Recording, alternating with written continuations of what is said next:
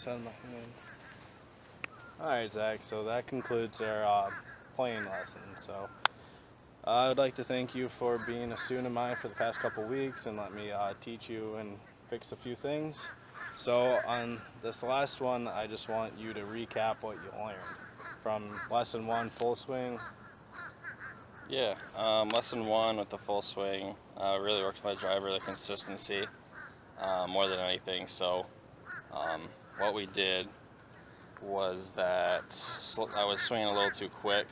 I kind of slowed the tempo down a little bit and adjusted my hands to where my left hand was a little more over top of the club, so it'd be a little bit stronger grip with the left hand, which would help rotate my hands over so I wouldn't be pushing everything off to the right. And then we moved on to short game, I think it was day 2, right? Short game and a little bit of putting. Yeah, short game and putting, we worked on the bump and run shot, which is a shot that I've heard of before. I didn't really use too much.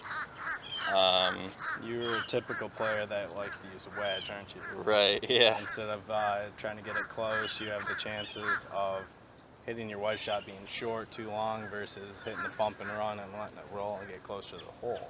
Yeah, exactly. We also worked on bunker shots that day too, making sure that I have like an open stance, open club face, and you want to make sure to hit behind the ball. About an inch behind it. Yeah, inch and a half or something like that. And then with we worked on putting as well. With that, we used that training aid with what was that called, the putting arc or something like that. The putting arc. Basically putted the ball with the heel of my putter like along it the entire way, so I have a proper arc and have the proper like rotation throughout the putting stroke.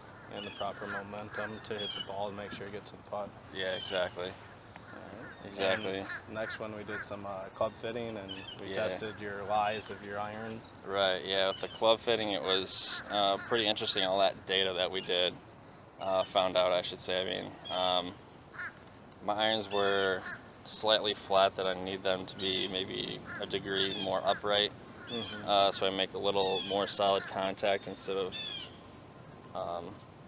so I was hitting it slightly on the toe a little bit. So if we like straighten that out, it would be more center of the club face.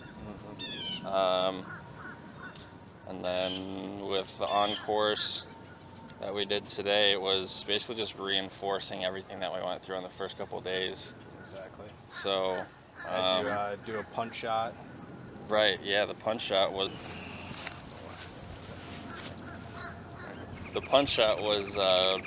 really great kind of tool that you need to have in your bag. You don't really use it that often, but when you get in those positions behind trees or anything, you kind of have to have it. Especially that one with the V, there's no other really option other than going backwards, which you don't want to. Versus when you just got up there, just hit it lightly and it got out into the middle of the fairway, now you got a wedge shot. So yeah, nice little chip into the green. Instead of hitting it backwards, maybe having probably 7 or 6 iron back into it. Right, yeah, exactly. Yeah, it's been a great week, a lot of learning and a lot of stuff I need to work on. So, well, thank you. Yeah, thank you. I appreciate it.